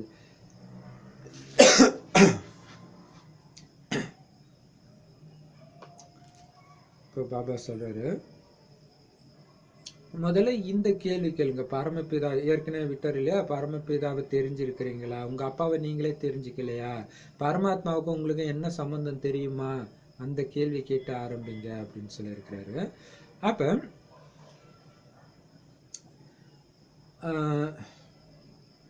அப்ப ரெண்டு பேருக்கு உள்ள வித்தியாசத்தை சொல்றாரு. உடலை கொடுத்த அப்பா இவரு, உயிரை கொடுத்த அப்பா பரமாத்மா. உடல் வேற உயிர் வேற தானே, தனித்தனி தானே. உடம்பை விட்டுட்டு உயிர் தனியா தானே போகுது. அப்ப அந்த உயிர் எல்லா ஆத்மாக்களுடைய தந்தை தான் பரமபிதா. அனைத்து ஆத்மாக்களுக்கும் தந்தை இல்லையா? அவரும் ஆத்மாவா இருக்கனால அவரை பரமாத்மான்னு சொல்றோம். அவரு தான் இருக்கிறதுல மிகப்பெரிய தந்தை. எல்லா மதத்தினரும் எல்லா பக்தர்களும் அவரைத்தான் நினைவு செஞ்சாங்க. அவரு தான் எல்லாருடைய பாவத்தையும் கழுவ முடியும், பதித்த பாவனர். இப்ப நிறைய பேர் நான் ஜகத்தின் குரு அப்படி ஜெகத்குருன்னு பேர் வச்சுக்கிறாங்க. சாமியாருக்கு முன்னாடி பேருக்கு முன்னாடி ஜெகத்குரு அல்லது வெறும் ஜெகத்குருன்னு கூட பேர் வச்சுக்கிறாங்க. ஜெகத்குரு, சத்குரு, பகவான், இந்த மாதிரி நிறைய பேர் வச்சுக்கிறாங்க. அதே மாதிரி ஜெகதம்பாக்கள் கூட நிறைய பேர் வெளிப்பட்டு இருக்கிறாங்கன்றார் இல்லையா? தன்னை ஜெகதம்பா அப்படின்னு சொல்லிக்கிற நிறைய பெண்கள் இல்லையா? இறைவனுடைய அவதாரம், அம்மனின் அவதாரம், அந்த மாதிரி சொல்லிக்கிறவங்களும் வெளிப்பட்டு இருக்கிறாங்க. பாபா சொல்ற இது எல்லாமே பொய் தான் இல்லையா? பக்தினாலே என்னது? பொய் தான். அப்ப இவ்வளவு பொய்க்கு மத்தியில உண்மையை தெரிஞ்சுக்கிறது கஷ்டம்தான். எல்லாமே ஒரே மாதிரி இருக்க. வெள்ளை ட்ரெஸ் போட்டா நிறைய பேர் தான் வெள்ளை ட்ரெஸ் போட்டிருக்கிறாங்க இல்லையா? நிறைய அமைப்பை சார்ந்தவங்க வெள்ளை ட்ரெஸ் போடுறாங்க. அதனால உண்மை தெரிய வர்றது கஷ்டமா தான் இருக்குது. ஏன்னா நீள நீளமா பேர் வச்சுட்டு அட்ராக்டிவா பேர் வச்சு உட்காந்துக்கிறாங்க. இருந்தாலும் உண்மையை மறைக்க முடியாது. அதான் பெரிய விஷயம் இல்லையா? உண்மையை மறைக்க முடியாது. அப்ப உண்மை இருந்தா நடனம் ஆடலான்னு பழமொழி. அப்படின்னு என்ன அர்த்தம்? மடியில கனம் இருந்தா தானே வழியில பயம் இருக்கும். எதுவுமே இல்லைன்னா ஜாலியா இருக்கலான்ற மாதிரி உண்மை இருக்குது. பொய் இருந்தாதான் பயப்படணும் இல்லையா? பொய் இருந்தா கண்டிப்பா மாட்டிக்கோங்க. உண்மை இருந்தா கவலையே இல்லை. ஏன்னா உண்மை கண்டிப்பா வெளிப்படும், ஜெயிக்கும். அதனால நடனம் ஆடிக்கிட்டே இருங்க. அதாவது உண்மையை சொல்லிக்கிட்டே இருங்க. ஏன்னா நடனம் ரொம்ப ஃபேமஸ் இல்லையா? அப்ப ஆஸ்திகர் ஆகிட்டீங்க. ஸோ பாபா சொல்றத தாரணை செஞ்சீங்க அப்படின்னா சொர்க்கத்துல நீங்க நடனம் ஆடுங்கள். தேவதைகள் தான் நடனம் ஆடுவாங்க அப்படின்னு சொல்ற இல்லையா? உண்மையிலுமே அப்படியே ஒரு ஆனந்தத்துல அந்த தெய்வீக நடனத்தை தேவதைகள் தான் ஆட முடியும். இங்க இருக்கிறவங்க ஏன் டான்ஸ் ஆடுறாங்க? இப்போ கூட நியூ இயர் முடிஞ்சிச்சு. நியூ இயர்ல கூட நிறைய ஹோட்டல்ல கிளப்ல எல்லாம் டான்ஸ் ஆடி இருப்பாங்க. நைட்டு பேஷ், நியூ இயர் பேஷ் அப்படி இப்படின்ட்டு. ஏன்?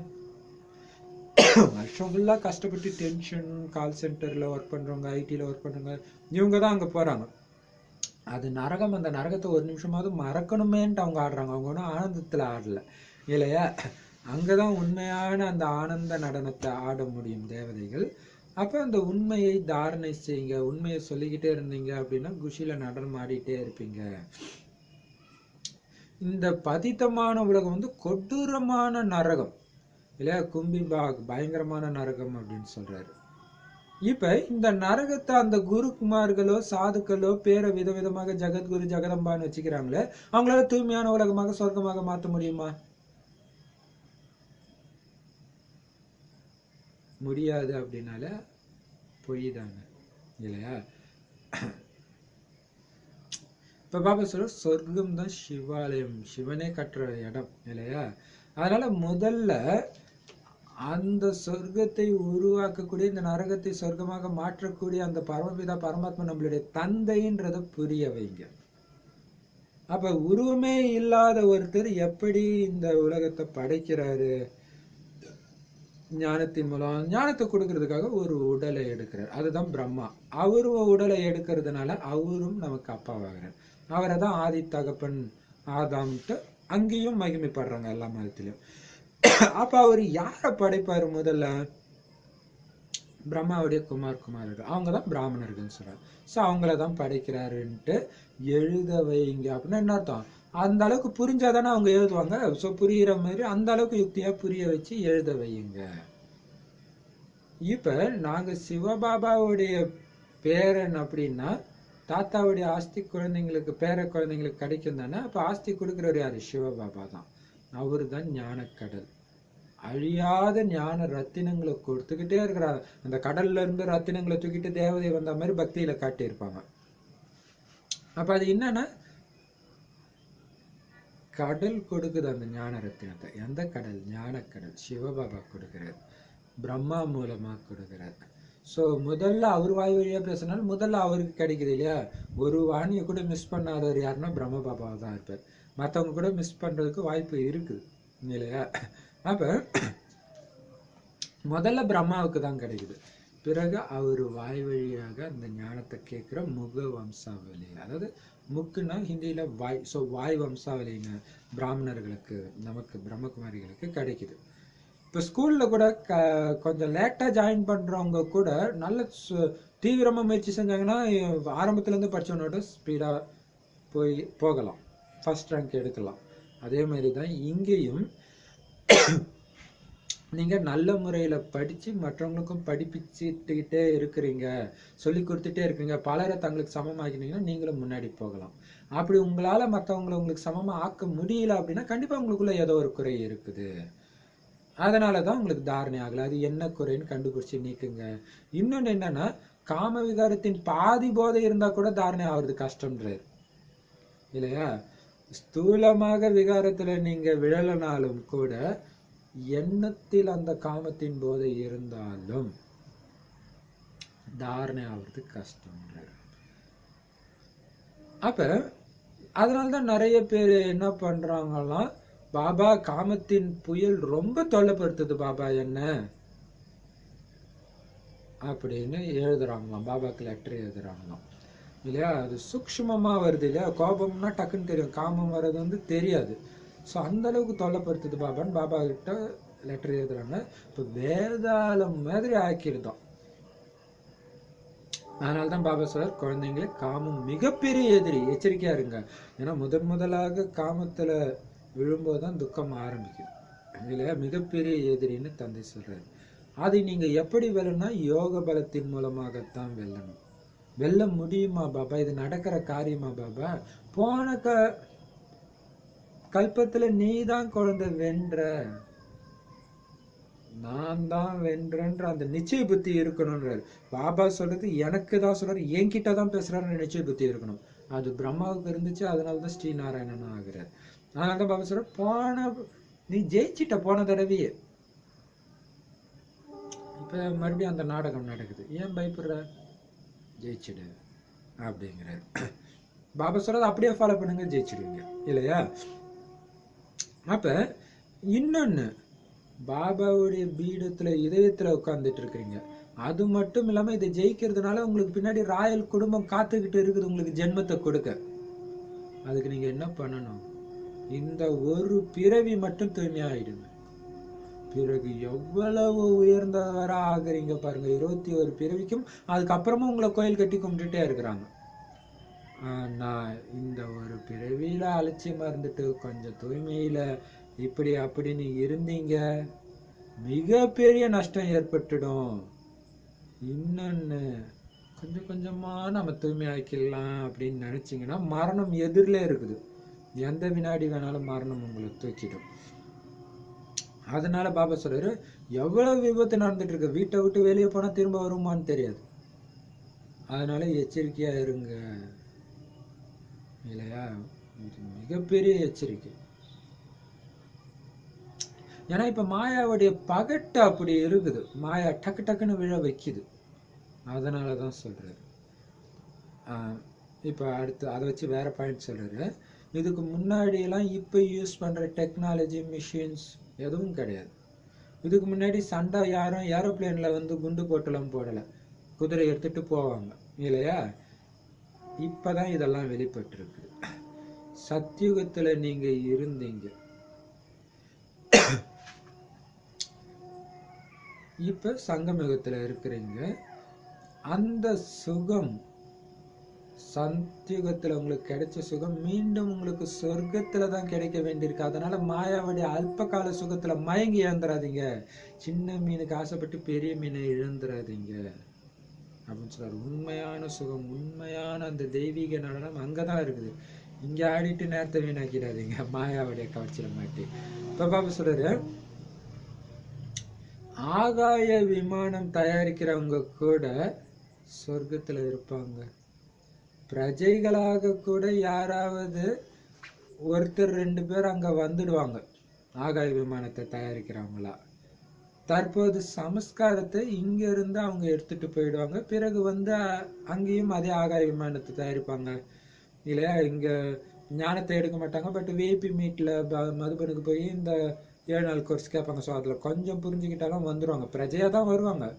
பட் இதை தயாரிக்கக்கூடிய அந்த சயின்டிஸ்ட் தான், இல்லையா? அங்கே வரும்போது என்ன ஆயிடுறாங்க, அங்கே தயாரிப்பாங்க ஃபர்ஸ்ட் கிளாஸ் டெக்னாலஜியில். இப்போ விநாசத்துக்காக அமைக்கிறாங்க ஏவுகணை அந்த மாதிரி.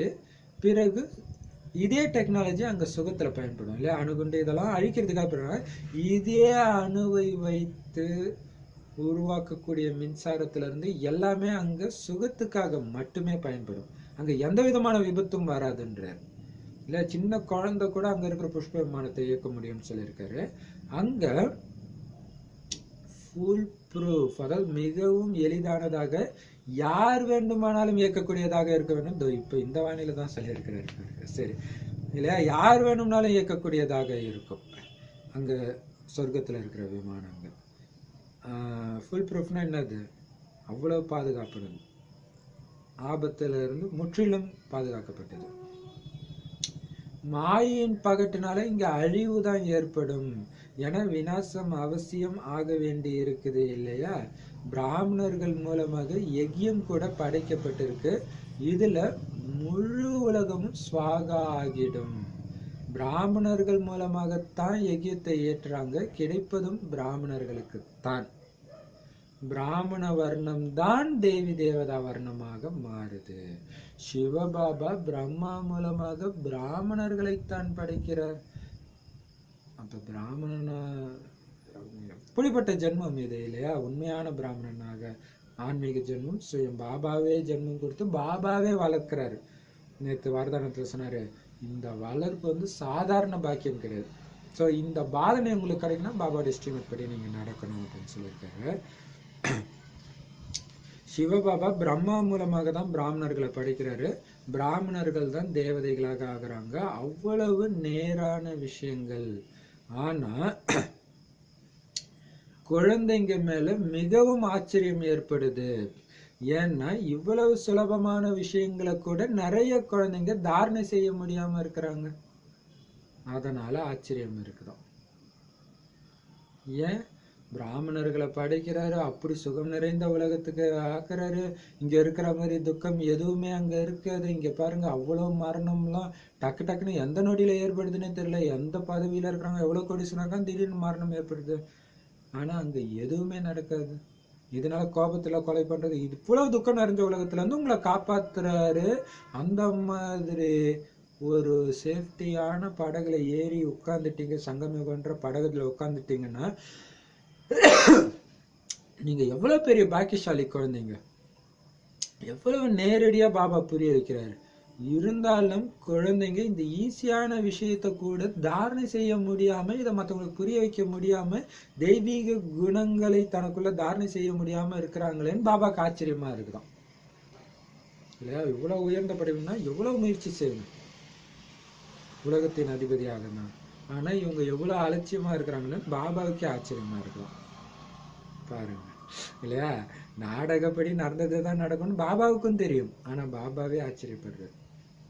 ஃபர்ஸ்ட் கிளாஸ் ஞானம். சின்ன சின்ன விஷயத்துக்காக இதை விட்டு போயிடுறாங்க, தாரணை செய்ய மாட்டாங்க, விகாரத்துல விழுந்துடுறாங்க. அற்ப கால சுகத்துக்காக 21 பிறவிக்கான ஆஸ்தியை இழந்துடுறாங்க அப்படின்னு சொல்லி பாபா வாணி முடிச்சுட்டாரு. இனிமையிலும் இனிமையான காணாமல் போய் வெகு காலம் கழித்து கண்டெடுக்கப்பட்ட செல்லமான குழந்தைகளுக்கு தாயும் தந்தையும் ஆகிய பாப் தாதாவின் அன்பு நினைவுகள் மற்றும் காலை வணக்கம். ஆன்மீக குழந்தைகளுக்கு ஆன்மீக தந்தையின் நமஸ்காரம். ஆன்மீக தாய் தந்தைக்கு ஆன்மீக குழந்தைகளின் அன்பு நினைவுகள் மற்றும் நமஸ்தே. தாரணைக்கான முக்கிய சாரம்: தந்தையிடம் எப்பவுமே நீங்க உண்மையா இருக்கணும்.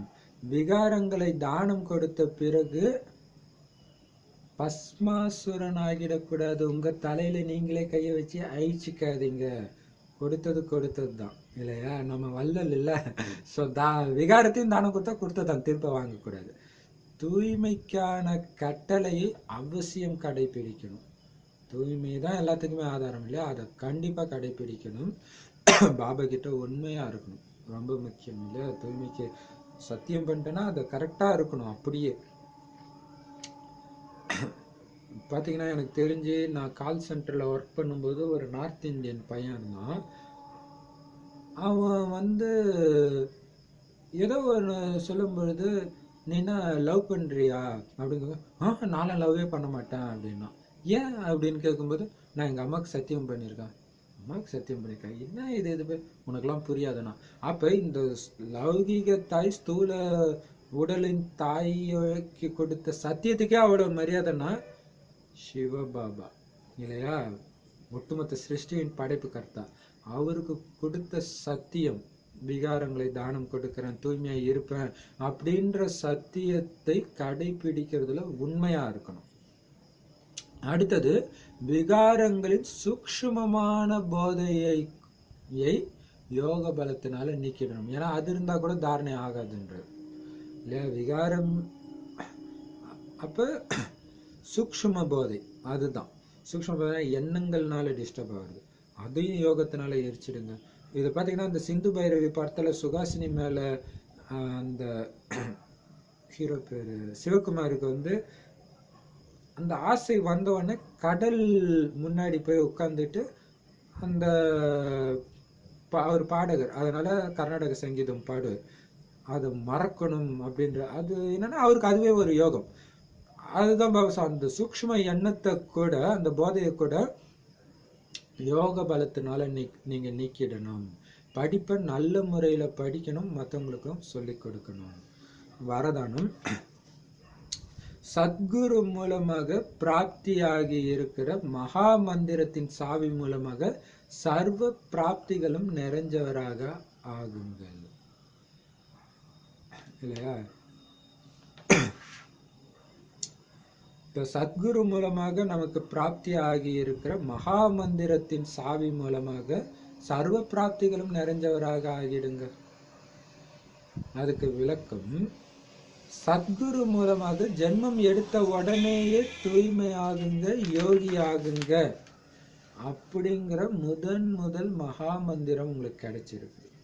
இந்த மகா மந்திரமே அனைத்து பிராப்திகளுடைய சாவி. தூய்மை இல்லை என்றால் யோகி வாழ்க்கையே இல்லை. எனவே அதிகாரம் இருந்தால் கூட அதிகாரத்தின் அனுபவம் செய்ய முடியாமல் இருப்பார்கள். எனவே இந்த மகா மந்திரம் அனைத்து பொக்கிஷங்களின் அனுபவத்துக்கான சாவி. இப்படிப்பட்ட சாவியின் மகா மந்திரம் சத்குரு மூலமாக சிரேஷ்ட பாக்கியமாக உங்களுக்கு கிடைச்சிருக்குது. அதை நினைவுல வச்சு அனைத்து பிராப்திகளிலும் நிறைந்தவர் ஆகுங்கள். சூப்பர் இல்லையா? பாபா குழந்தை ஆனாலே நமக்கு பாபாவுடைய பொக்கிஷங்களுக்கு அதிகாரி தான். பாபா என்னுடையதெல்லாம் உன்னுடையதுன்னு நீங்க சொன்ன அவர் சொல்ற குழந்தை என்னுடையதெல்லாம் உன்னுடையது. அவருக்கு என்ன அது சுக கடல், ஞான கடல், தூய்மை கடல். ஸோ அனைத்துக்கும் அதிகாரியா ஆயிட்டீங்க. ஸோ முதலாக பாபா நமக்கு கொடுக்குற மகா மந்திரமே யோகி பவ பவித்ர பவ, அதாவது யோக ஸ்வரூபத்துல தூய்மை ஸ்வரூபத்துல இருங்க அப்படின்றது. அதிலும் முக்கியமாக தூய்மை இல்லையா? அப்ப நீங்க தூய்மையா இல்லை அப்படின்னா நீங்க வாழறது யோகி வாழ்க்கையே கிடையாதுன்றது, அது விகாரி வாழ்க்கை தான்.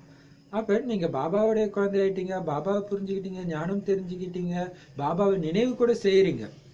இருந்தாலும் பாபாவுடைய ஆஸ்தியின் அதிகாரத்தை உங்களால அனுபவம் செய்யவே முடியாதுன்ற. ஏன்னா அதுக்கான சாவியே தூய்மைன்றது. எவ்வளவு பெரிய விஷயம் இல்லை? அந்த தூய்மை இருக்கும்போது தான் அந்த ஜொலிப்பு, அந்த ஆனந்தம் எல்லாமே உங்களுக்கு இருக்கும். பாபா குழந்தையாகி தூய்மையை இழந்தாங்க அப்படின்னா அவங்களுக்கு அதாவது நல்ல பாபா புரிஞ்சுக்கிட்டு ஒரு 5-10 வருஷம் இருந்து தூய்மையை இழக்கிறாங்க அப்படின்னா மிகப்பெரிய தவறு செய்தது அவங்களுக்கு நாள் ஃபுல்லா அவங்க ஆயில் ஃபுல்லா உறுத்திக்கிட்டே இருக்கும். அப்ப அவங்களால அந்த அதிகாரத்தை அனுபவம் பண்ண முடியாது. பாபா என்னுடைய ஆஸ்தி அப்படின்ற அதிகாரத்தன்மை அவங்களுக்கு இருக்காது. அந்த அனுபவம் பாபா என்னுடையன்ற அதிகாரம் அனுபவமே ஆகாது. அதனால பாபா சொல்றாரு, இந்த மகா மந்திரம் தான் யோகி பாபா பவித்ர பவன்ற மகா மந்திரம் தான் எல்லா பொக்கிஷங்களின் அனுபவத்துக்கான சாவியே. அப்ப இந்த சாவியை எப்பயும் நினைவுல வச்சிருக்கிறது தான் இந்த சாவியை யூஸ் பண்றது. சத்குரு மூலமாக உங்களுக்கு கிடைச்ச மிகப்பெரிய பாக்கியமே இந்த மகா மந்திரம் தான். அதனால இதை எப்பவுமே ஞாபகத்துல வச்சு நான் பரம பவித்திரனாக சதா யோகத்துல மூழ்கியவனாக இருக்கிறேன். பாபா எனக்கு கொடுத்தது. பாபா பார்த்தீங்கன்னா இப்ப பாபா மீட்ல சொன்னது கூட பாபாவுடைய நினைவை பயன்படுத்தி உங்களால அடைய முடியாத பொருள்னு ஒண்ணு இருக்குதான்னு கேட்கிறேன் இல்லையா? ஃபுல் பாபா நினைவு மட்டும் இருந்தா முதல்ல தூய்மையா தான் இருப்பீங்க. விகாரம் உங்களை பிடிச்சி இழுக்காது. ஸோ அதுதான். அப்ப யோகி பாபா ரெண்டுமே ஈக்குவலா இருக்கணும். அப்படி இதை நீங்க ஞாபகம் வச்சுக்கிட்டு அதை நடைமுறைப்படுத்திக்கிட்டு தாரணையில இருந்துகிட்டே இருந்தீங்கன்னா அனைத்து பிராப்திகளிலும் நிறைஞ்சவர இருப்பீங்க. அப்படி ஆகுங்க. சதா இந்த சாவி மகா மந்திரம் யோகி பவ பவித்ர பவ மைண்டுக்குள்ள ஓடிட்டே இருக்கணும். யோகி ஆகுங்கள், தூய்மை ஆகுங்கள். ஸ்லோகன், குழுவாக இருக்கிறதுல தான் தனது சுயத்தின் பாதுகாப்பு இருக்குது. குழுவின் மகத்துவத்தை தெரிஞ்சு மகானாகுங்கள் இல்லையா? குழுவுல இருக்கிறதுல தான் தனக்கே பாதுகாப்பு இருக்குதுன்ற. கரெக்டு தானே? குழுவா ஒரு வேலை செஞ்சீங்க அப்படின்னா தடை சொல்றதுக்கு யாரும் வர மாட்டாங்க. அதனால குழுவின் மகத்துவத்தை அறிந்து குழுவாக சேவை செய்யுங்க. அப்பதான் நீங்க மகானாகவும் ஆக முடியும். ஏன்னா குழு அது எப்படி இருந்தாலும் சரி இல்லையா, எல்லாரோடையும் வளைஞ்சு கொடுத்து போய் குழுவாக வேலை வாங்கணும். ஸோ குழுவுடைய மகத்துவத்தை தெரிஞ்சுக்கோங்க. ஏன்னா அதுலதான் உங்களுக்கே பாதுகாப்பு அப்படின்னு சொல்றாரு. தபஸ்வி சரி, பாபா இந்த போன தடவை படிக்க மாட்டேன். இந்த ஜனவரி மாதம் தபஸ்யா மாதம் அப்படின்ட்டு கொண்டாடுறோம் இல்லையா? ஸோ அதுக்காக வானிலை கீழே அன்னன்னைக்கு முக்கியமான பாயிண்ட்ஸ் கொடுக்குறாங்க. ஸோ இன்னைக்கு கொடுத்த பாயிண்ட் என்னன்னா, தபஸ்வி மூர்த்தி ஆகுங்கள். அதுக்கு விளக்கம், எப்படி பிரம்மா தந்தையின் சமஸ்காரங்கள்ல ஒவ்வொரு சங்கல்பத்திலும் எல்லையில்லாத நன்மை எப்படி ஆகணும்ன்றது மட்டும்தான் இருந்துச்சு,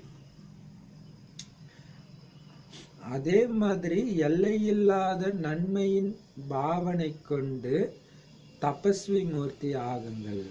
ஒவ்வொரு நொடியும் தபஸ்வி சொரூபம், தபஸ்வி மூர்த்தி ஆகுங்கள். தனது தோற்றம் மற்றும் முகத்தின் மூலம் தியாகம், தவம் மற்றும் சேவையை சாக்கார ரூபத்துல வெளிப்படுத்துங்க. இப்போ பிரம்ம பாபாவுடைய சமஸ்காரமே எப்படி இருக்கும், ஏன் ஒவ்வொரு எண்ணமுமே எப்படி இருக்குன்னா, எப்படி மற்றவங்களுக்கு நன்மை செய்யுது, எப்படி பாபாவுடைய செய்தி சொல்றது, இதே தான் எப்பவுமே இருக்குமா இயற்கையாகவே. அந்த மாதிரி நீங்களும் அந்த எல்லையில்லாத நன்மை, இல்லை எல்லையற்ற நன்மை, உலக நன்மை, அந்த பாவனையே எப்பயும் வச்சு தபஸ்வி மூர்த்தி ஆகுங்களா. சுப பாவனை, இதை சுப பாவனையே எப்பயும் இருக்கணும், உலக நன்மையே. அப்ப ஒவ்வொரு நொடியும் அந்த தபஸ்வி சர்வம், உலகத்துக்கு நன்மை செய்யக்கூடிய அந்த எண்ண அதிர்வலைகள் தான் உங்ககிட்ட இருந்து போகணும். அந்த தபஸ்வி ஸ்வரூபமும் அந்த தபஸ்வி மூர்த்தியாகவும் ஆகுங்க. ஒவ்வொரு வினாடியும் தபஸ்வி மூர்த்தியாகவே இருக்கணும். அது உங்களுடைய தோற்றத்தின் மூலமாகவும் முகத்தின் மூலமாகவும் வெளிப்படுற ரூபத்துல இருக்கணும். எது இந்த உலக நன்மை செய்யக்கூடிய எண்ணங்கள், சுப எண்ணங்கள். அதனால் அது உங்க தோற்றத்தின் மூலம் முகத்தின் மூலம் தியாகத்தையும் வெளிப்படுத்தணும், தவத்தையும் வெளிப்படுத்தணும், இந்த உலக நன்மை சேவையையும் சாக்கார ரூபத்தில் வெளிப்படுத்துங்க. உங்களுடைய முகத்தை பார்த்தாலே நன்மை செய்யணும், எப்படி நன்மை செய்யணும், இதை நீங்கள் வெளிப்படுத்திக்கிட்டே இருங்க அப்படின்னு சொல்லியிருக்கிறேன். இது ஆக்சுவலாக நேற்றைய இது கூட ரொம்ப சூப்பராக இருந்துச்சு. இது படிக்கிறதுனால இப்போ படிக்கிறோம் பாருங்கள். தபஸ்வி மூர்த்தி ஆகுங்கன்றது தான். தபஸ்யானாலே லகன், அதாவது ஆழ்ந்த பாபாவின் ஆழ்ந்த அன்பின் லைப்பிலேயே மூழ்கி இருக்கிறது. பாபா அன்புல ஆழ்ந்து மூழ்கி இருக்கிறது. லகன், லகன்னா அதான் அர்த்தம், அந்த அளவுக்கு ஆழ்ந்த ஈடுபாடு. விசேஷமாக மனம் புத்தியின் ஒருமித்த நிலை மூலம் அவ்வியக்த வதனத்தை சுத்தி வாங்க போகும்பொழுதும் வரும்பொழுதும் சாப்பிடும் பொழுதும் கூட ஒரே ஒருத்தருடைய நினைவுல இருந்து அந்த ஒரே ஒருத்தரோட மட்டுமே உணவு உண்ண வேண்டும். இதுதான் தபஸ்யா இல்லையா. சுருக்கமாக சொல்லணும்னா ஜானகிதாதி அடிக்கடி சொல்ற மாதிரி, ஒரு பாபாவை தவிர என் உலகத்துல யாருமே கிடையாது, நானும் பாபா, மூணாவது யாருமே கிடையாது. அந்த மாதிரி இல்லையா. பாபா மட்டுமே இருந்தா உங்களுக்கு சுகமே சுகம்தான். பாபா கிட்ட பேசினா துக்கம் வருமா, அப்படி இருப்பீங்க. அப்ப அவருடைய அன்புலயே மூழ்கி இருப்பீங்க. சாப்பிடும்போது நிற்கும்போது எப்பவுமே பக்கத்துல பாபா. இதுவும் ஒரு தபஸ்யா தான் அப்படின்னு சொல்லியிருக்காரு இல்லையா. ஒரு பாபா தவிர எதுவுமே இல்லாத அளவுக்கு மனசும் புத்தியும் அப்படி ஒருமிச்சிருக்கு. வதனத்துல சுத்திட்டு அப்பயும் பாபா கூட சுத்துங்க. வதனத்துல பரந்தாமத்திலையும் ஒன்னா இணைஞ்சிருங்க இல்லையா. 2 வாரம் முன்னாடி இணைஞ்சு இருந்தீங்க பாபாவோடன்னா தூய்மையின்மை வரவே வராதுன்ற. பாபா விட்டு விலகினீங்கன்னா தான் தூய்மையின்மை வருது. ஸோ சதா தூய்மையா இருக்கிறதுக்கு ஈஸியான வழி பாபாவோட இணைஞ்சு இருக்கிறது. பாபாவுடைய குணத்தை வெளிப்படுத்துறதுக்கு ஈஸியான வழி எப்பவுமே நான் பாபாவோட இணைஞ்சிருக்கிறேன் அந்த ஞாபகம் இருந்துகிட்டே இருக்கணும். அப்படி பாபாவோட இணைஞ்சு சாப்பிட்றது, பேசுறது, நடக்கிறது எல்லாமே அவர் கூடவே சுத்திக்கிட்டே இருந்தீங்கன்னா அதுதான் தபஸ்யா அப்படின்னு சொல்லியிருக்காரு. ஓம் சாந்தி.